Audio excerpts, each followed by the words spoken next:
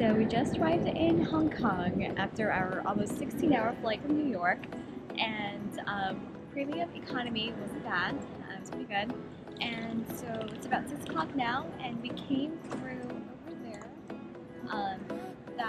After going through immigration, just came through there, and right in front of us here is the airport express to the city. So you can get your tickets here.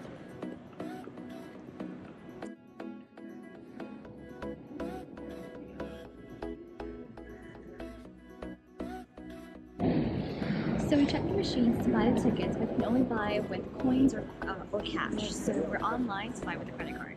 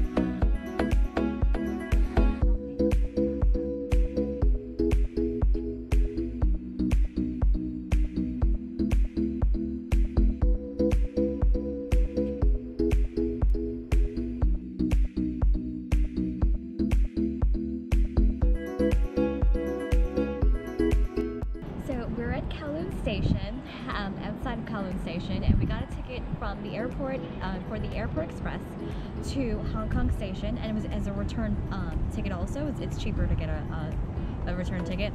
So we were able to get out a stop before Hong Kong Station at Kowloon Station, and they let us go through, so that is an option too if you wanted to do that.